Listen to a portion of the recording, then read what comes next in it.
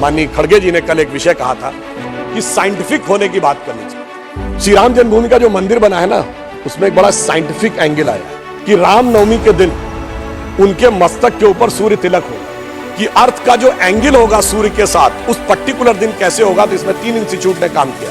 मगर मैं अपने विरोधियों को बताना चाहता हूं, मुझे लगता है दुनिया में कोई धर्म संस्कृति ऐसी नहीं होगी जो इस प्रकार का करने की क्षमता रखती हो, वो सिर्फ हमारे यहाँ। मैं एक और बात कहना चाहता हूं, एक थोड़े इस विषय के ऊपर। माननीय खड़गे जी ने कल एक विषय कहा था कि साइंटिफिक होने की बात करनी चाहिए।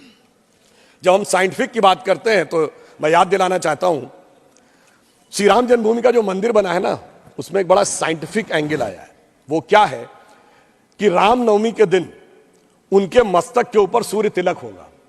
अब इसके लिए सबसे पहले किस चीज की जरूरत है? जो प्लैनेटरी पोजीशन थी, कि अर्थ का जो एंगल होगा सूर्य के साथ उस पर्टिकुलर दिन कैसे होगा। तो इसमें 3 इंस्टीट्यूट ने काम किया है।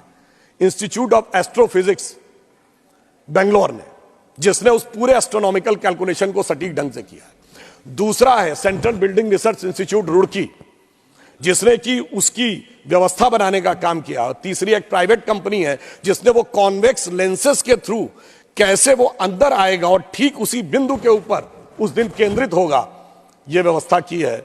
मगर मैं अपने विरोधियों को बताना चाहता हूं, आज तो एस्ट्रोफिजिक्स का इंस्टीट्यूट है, आज तो हमारे पास इतनी टेक्नोलॉजी है, मगर यही तो कोणार्क के सूर्य मंदिर में भी था। यही तो अगर आप देखें तो आंध्र प्रदेश में वेद नारायण मंदिर है, उसमें ही भगवान के चरणों के ऊपर पड़ती है। कोल्हापुर में महालक्ष्मी का मंदिर है महाराष्ट्र में, उसमें 3 दिन के लिए इक्विन अक्सर आते हैं तो देवी के मस्तक से लेकर चरणों तक चले जाते हैं। कर्नाटक के श्रृंगेरी में जो मंदिर है उसमें 12 महीनों में अलग अलग सूर्य की गति पड़ती है। पूछिए साहब, अगर विज्ञान नहीं था तो उस जमाने में इतना सटीक कैलकुलेशन कैसे हुआ जो आज इतने बड़े बड़े सैटेलाइट्स के बाद होने की बात आई है। इसलिए मैं कह सकता हूं कि इसके लिए हमें इस विचार पे धर्म और संस्कृति के साथ इस विज्ञान पर भी गर्व करना चाहिए। वैसे मैं एक और बात कहना चाहता हूं, इसमें विज्ञान का एक और गहरा, आप सबको ध्यान हो कि उसमें 84 सेकंड का मुहूर्त था। और वो शुरू कहां से होता है? अगर आपने कभी भी उसको सुना हो, लोग को तो क्या कहते हैं, ब्रह्मा आयु द्वितीय परार्धे। द्वितीय परार्ध ब्रह्मा की आयु मतलब 155 ट्रिलियन ईयर्स। वैसे बिग बैंग थ्योरी कहती है कि 14 बिलियन ईयर पहले दुनिया बनी। तो मैं बता देना चाहता हूं कि जेम्स वेब टेलीस्कोप में जो नई फाइंडिंग की है उसमें बहुत सी गैलेक्सीज ऐसी आई हैं जो 14 बिलियन से आगे की आ रही हैं। तो now that theory has become debatable.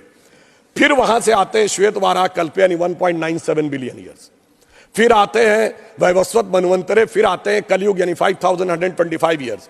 फिर आते हैं विक्रम संवत में 2081 साल। फिर आते हैं वर्ष में, वर्ष के भाग में, उत्तरायण सूर्य में। फिर आते हैं महीने में, और उसके बाद वार नक्षत्र होते हुए 84 सेकंड तक। मैं कहना चाहता हूं ये भारत की सनातन यात्रा है जो 155 ट्रिलियन ईयर से लेकर सटीक कैलकुलेशन 84 सेकंड तक का करती है।